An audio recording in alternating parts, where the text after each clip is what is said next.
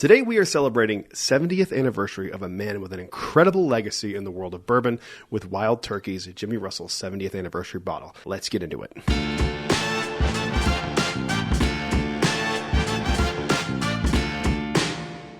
Hello everyone, welcome back to Brad's Bourbon Reviews. I'm Brad, and today, like I said in the intro, this bottle is one of the ones I've been looking forward to over the last few months. I'm excited to try this. I have heard some friends say this is really incredible, but I'm going to give you guys a little bit of backstory on this bottle in particular. This is Jimmy Russell. He is the master distiller, the longest lasting master distiller in all of whiskey as far as I'm aware. He is celebrating 70th anniversary with the company, and he is like a bourbon genius. He is an incredible mind for whiskey and bourbon.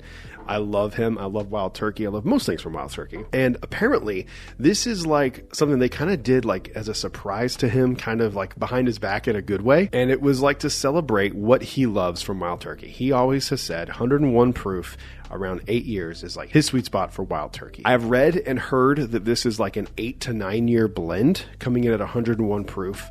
And I've heard that it's closer to Wild Turkey 12 year than it is to like Wild Turkey 101. Both of those bottles I love. I love Wild Turkey 12 year. I love Wild Turkey 101. I think Wild Turkey 12 year is one of the best 12 year bottles you can buy, and it's worth splurging on if you have to get it secondary. I think it's an incredible bottle to get. Unless you're going to Japan, you're going to have to get it on secondary. So if it's closer to that, I'll be very happy. I do want to get another one of these because I'm going to want to like keep an unopened one of this. So he started in 1954.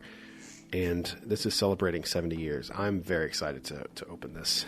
All right, let's give it a nosing. Let's see how we feel. It really, to me, smells like if you poured like half Wild Turkey 101, half Wild Turkey 12 year, because that comes in 101 proof as well, and like blended it from memory. I've never done that, nor will I, but I feel like that's kind of what this gives off. It gives me all those Wild Turkey notes, those like kind of funky, like almost fruity notes with some really rich vanilla in there. The color is really nice.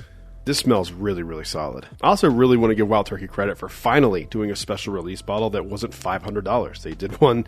This was like $55, I think, which is an appropriate for the age and for the price. I think it's a solid value if it's good. But, you know, so far on the nose, it's really nice. Really rich caramel notes. I feel like I'm picking up a little bit of orange, but I could just be, you know, some lingering from one of the other whiskeys I've tried earlier today. But overall, the nose is really good. I will say it's not like remarkable by any stretch. It's just kind of an average. It's better than average, but it's kind of an average nose. There's not a ton to go into here. So that's kind of why I'm not really saying too much about it, because it's just kind of Wild Turkey funk, oak, caramel, vanilla. It's kind of it. But what is there is really solid. But let's give it a mouthing and let's see how we feel. Oh yeah. That is definitely closer to Wild Turkey 12 than it is Wild Turkey 101, for sure. That fruit note that comes through is really good. I would like to know where they age these barrels, because the reason I say that, this is giving me the same mouthfeel that the single rickhouse Camp Nelson F did, and I wonder if this was aged in that warehouse. And I've only ever had that mouthfeel. Oh, it's so nice. Oh, it's so, that mouthfeel is so good. Super oily, really viscous. I've only ever gotten that on the Camp Nelson F. I can't really explain it other than it feels more viscousy than traditional Wild Turkey. And I would like to know if that's available. If anyone knows, please comment down below if you know what warehouse they aged this in, because it kind of gives me that mouthfeel vibe. This is really solid. It's really rich with caramel, really rich with vanilla. And there is like some fruitiness in here, but it's like kind of like I would say like stone fruit into red fruit, kind of peachy, kind of cherry-ish. But like a mixture of those two things. It's very interesting, very unique. I really enjoy this. I think pricing this at $50 is great. I think if this was more than that, I'd be like, wow, that's a ripoff. And Wild Turkey, even when they do a crazy expensive release, they usually crush it. Like look at Russell's Reserve 15, look at the Generations, look at the Camp Nelson Fs. Those are like crazy expensive, but when you buy them, you're like, wow, that's worth it. And I think this is an appropriate price point for something like this. And I think it's cool that they were honoring him in this way. And I think it's really solid. But I don't think it's as good. To me, it's like firmly in the middle between Wild Turkey 101. I think it might be, it's better than Rare Breed to me, because this feels more special, kind of.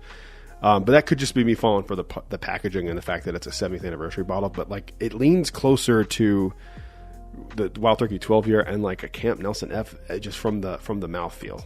And I know that's a very hard thing to describe. I can't really articulate it better than that. Then it's just like a spectacular mouthfeel. If you've ever had that, kind of picture if you blended Camp Nelson F with some Wild Turkey 12 years, kind of how the vibes I'm getting. But it's really good. I really like it. If you can find one of these, do so. Don't spend crazy money on this unless you're just buying it just for the sole fact that it's a collectible bottle, because the bottle is really pretty. I do like it quite a bit.